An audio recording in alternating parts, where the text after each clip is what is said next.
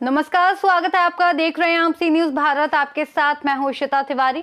खबर रेवाड़ी से है, जहां भाजपा नेता और केंद्रीय मंत्री राव इंद्रजीत सिंह के खास समर्थक अनिल रायपुर ने आज बावल स्थित अपने कार्यालय में सैकड़ों सरपंचों के साथ प्रेस वार्ता की। इस दौरान उन्होंने खास बातचीत में कैबिनेट मंत्री राव नरवीर सिंह और पूर्व मंत्री डॉक्टर अभय सिंह पर जमकर निशाना साधा। अनिल रायपुर ने कहा कि केंद्रीय मंत्री राव इंद्रजीत सिंह पर आरोप लगाने वाले पहले अपनी गिरेबान में झांके। उन्होंने आरोप लगाया कि राव इंद्रजीत पर सवाल उठाने वालों का खुद का कोई वजूद नहीं है। उन्होंने कहा कि केंद्रीय मंत्री राव इंद्रजीत सिंह ने इस क्षेत्र का चहुमुखी विकास कराया है और हर मंच पर क्षेत्र की समस्याओं और मांगों को मजबूती से उठाया है। अनिल रायपुर ने आरोप लगाया कि विरोधियों की मंशा केंद्रीय मंत्री राव इंद्रजीत सिंह को पीछे खींचने की है, लेकिन इतिहास गवाह है कि उनके विरोधी हमेशा असफल रहे हैं। उन्होंने राव इंद्रजीत सिंह को ईमानदार और जमीनी नेता बताते हुए कहा कि जनता का भरोसा उनके साथ है। प्रेस वार्ता के दौरान अनिल रायपुर ने विरोधियों को चेतावनी देते हुए कहा कि लोगों को भ्रमित करना बंद करें, क्योंकि जनता अब समझ चुकी है। प्रेस वार्ता का उद्देश्य, आज की प्रेस वार्ता का उद्देश्य सिर्फ ये है कि अभी जो दक्षिण हरियाणा के अंदर लोग राजनीतिक गर्मी चल रही है, लोग कह रहे हैं कि भाई राव साहब ने क्षेत्रीय विकास कार्य नहीं किए, राव साहब ने यहाँ के लोगों की समस्याओं का समाधान नहीं किया। सिर्फ उसके प्रति ये प्रेस वार्ता थी कि राव साहब ने इस क्षेत्र के लिए जो बड़े बड़े प्रोजेक्ट है वो सब राव साहब लेकर आए और उसको प्रोजेक्ट को पूरा भी करवाया। एम्स की बात हो, मेट्रो की बात हो या कॉरिडोर की बात हो, यूनिवर्सिटी की बात हो जी, अभी रैपिड मेट्रो का आपको पता है। और सबसे लेटेस्ट तो हमारे पास दूषित पानी का है, जो धारोड़ा और भिवाड़ी का वहाँ पे दूषित पानी हमारा जो मसानी बैराज में आता था, उससे हमारा जो वाटर लेवल है वो खराब हो गया था। राव साहब ने अभी पीछे गडकरी जी से मीटिंग करके, साथ में भूपेंद्र यादव जी भी थे और भी कई नेता थे, तो उसका समस्या का समाधान किया। ये सारी चीजें जग जाहिर है, सबको मालूम है, बावजूद उसके इस प्रकार के आरोप लगना, क्या मानते हैं इसके पीछे मंशा क्या? उनकी मानसिकता बहुत छोटी है, क्योंकि हार का जो उनका है वो अब वो पचा नहीं पा रहे। जनता जिताती है, जनता हराती है, किसी एक व्यक्ति के हाथ में थोड़ी होता है। जब उसने अच्छे काम नहीं किए तो वो चुनाव हारे। तो अब क्या अगला कदम क्या होगा कि इस प्रकार के अगर आरोप तो क्या राव साहब खुद भी? हम तो सिर्फ इतना चेताना चाहते हैं कि ऐसी लोगों के बीच में आपस में भाईचारे को खराब ना करे। इस तरह की बरगलाहट है ना, वो अपने संयम से अपना काम करे और इस तरह का कार्य ना करे। आप सभी को पता है, दक्षिण हरियाणा में जो कद्दावर नेता है, पूरे हरियाणा की कद्दावर नेता है राव इंद्रजीत सिंह जी। उनके बारे में कुछ लोगों ने नाम ना लेते हुए जो टिप्पणी की है, उसके लिए हमने ये प्रेस वार्ता रखी है। लोग कहते हैं भाई राव साहब ने क्षेत्र के लिए क्या किया है, तो सभी क्षेत्रवासियों को पता है, क्योंकि राव साहब अकेले दक्षिण हरियाणा के नहीं, पूरे हरियाणा के और देश के अंदर उनका नाम है, क्योंकि उन्होंने जीवन में कभी भी कोई भी रिश्वतखोरी या उसके ऊपर छोटा सा भी दाग नहीं, उनके परिवार पे नहीं है, ना राव साहब पे कोई दाग है। तो बात विकास कार्यों की है, तो विकास कार्यों में सबसे पहले नाम लेता हूँ एम्स का। आप सभी को पता है 2014 के जो चुनाव थे उसमें भारतीय जनता पार्टी को अपार बहुमत मिला था। उसके बाद बावल के अंदर हमारी एक रैली हुई थी, जिसके अंदर सीएम मनोहर लाल खट्टर जी आए थे। तो उस टाइम एम्स का यहाँ पे रखा गया था कि भाई क्षेत्र को स्वास्थ्य सुविधाओं के लिए एम्स की सख्त जरूरत है। तो उस टाइम घोषणा हुई थी, बाद में वो प्रोजेक्ट इतना लंबा चला गया कि भाई कहीं जमीन नहीं मिल रही है, कहीं कुछ नहीं मिल रही है। लोगों ने उनका मजाक बनाना शुरू कर दिया था। बाकी राव साहब उस चीज से कभी पीछे नहीं हटे, उन्होंने लगातार इस चीज को जारी रखा। प्रधानमंत्री जी से मुलाकात की, हमारे जो केंद्र में स्वास्थ्य मंत्री है उनसे मुलाकात की, और इस जो हमारा ये प्रोजेक्ट था इसको सिरे चढ़ाया। आप सभी को पता है, हमारे जो यशस्वी प्रधानमंत्री हैं वो इसका शिलान्यास कर गए थे और उसका काम जोरों पे चल रहा है। जहां तक ओपीडी की बात है तो मार्च या अप्रैल तक वहां पे ओपीडी चालू हो जाएगी। पहली बात तो ये थी, के लिए असुविधा बहुत ज्यादा थी, क्योंकि अंडरपास की व्यवस्था थी।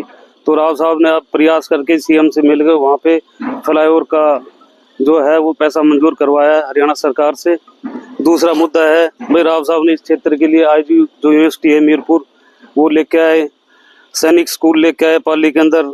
रेल फ्रंट कॉरिडोर है, आप सब देख रहे हो, क्योंकि जो हमारे यहाँ पे जो डिपो है और यहाँ पे IMT है, तो उसके लिए आयात निर्यात के लिए हमें रेल की सख्त जरूरत थी, तो उसके लिए राव साहब रेल फ्रंट कॉरिडोर लेके आए हैं। उसके बाद रेवाड़ी में आउटर बाईपास, क्योंकि जाम की समस्या बहुत ज़्यादा होती थी, तो आउटर बाईपास राव साहब लेके आए हैं। उसके बाद 152D चंडीगढ़ जाने के लिए हम बहुत लंबा समय लगता था, बाकी 152D हमारे क्षेत्र के आने के बाद हम चंडीगढ़ का रास्ता 2.5 से 3 घंटे का हो गया, जो हमारे पूरे प्रदेशवासियों के लिए बहुत ही सुविधा के लिए बहुत अच्छी चीज़ है।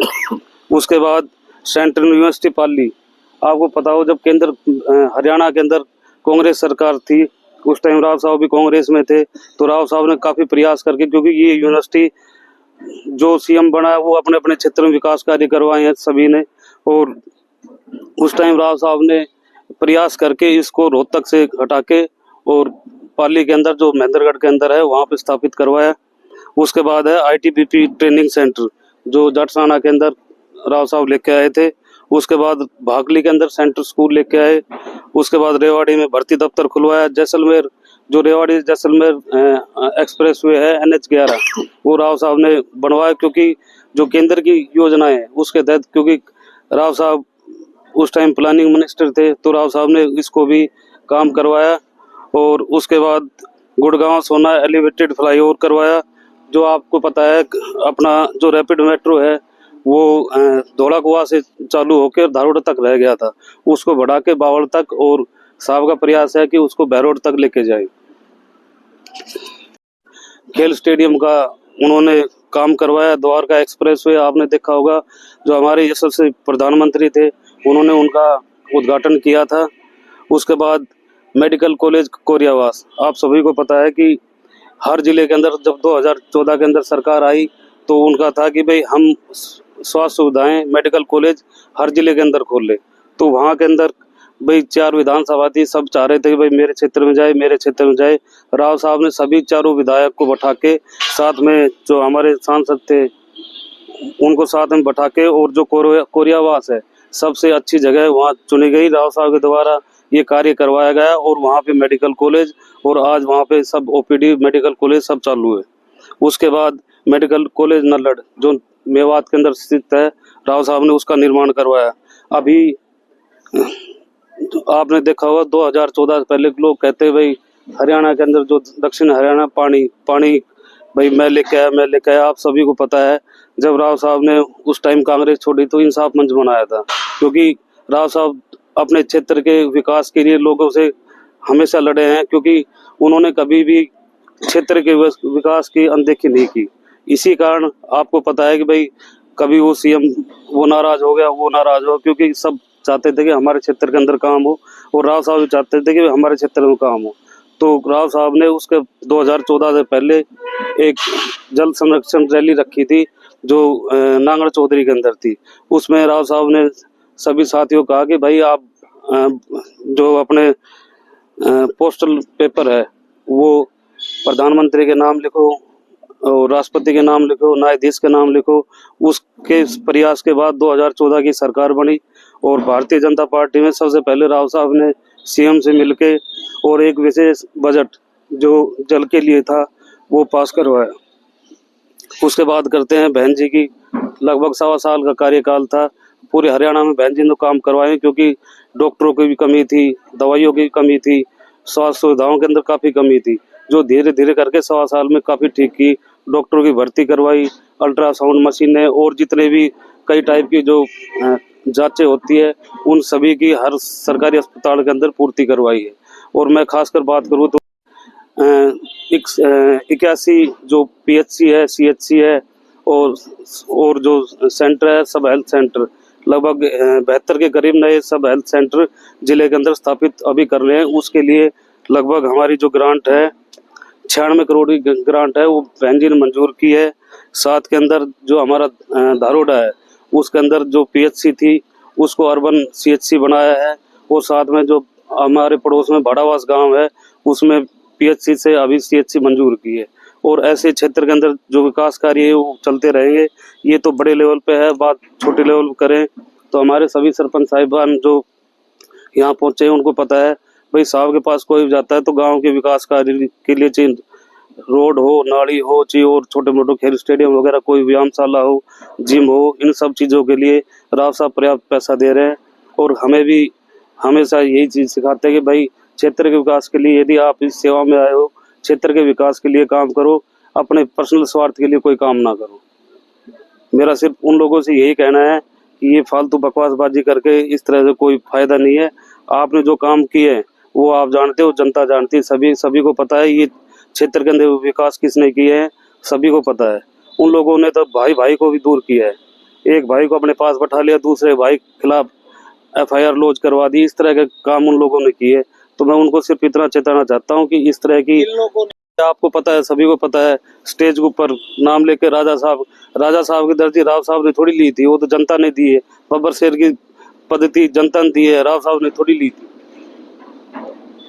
लोग दिया है, ये तो जो है गिनवा देता है, DPRO भी दे देता है। आपकी प्रेस कॉन्फ्रेंस का मोटिव क्या है? मेरा सिर्फ एक ही मोटिव है, लोग बाग जो इस तरह की फालतू बातें कर रहे हैं, भाई उन्होंने क्या किया है, सिर्फ ये चीज बताने के लिए भाई कब कहाँ से स्टार्टिंग हुआ, कहाँ से हुआ। टिकट दिलवाने वाले उन लोगों को राव साहब थे, जिताने वाले उन लोगों को राव साहब थे। राव साहब 4-4, 5 बार वहां पर रैलियां नहीं करते तो कोई मतलब नहीं था जीतने का। रेवाड़ी से सी न्यूज संवाददाता चैन सिंह की रिपोर्ट।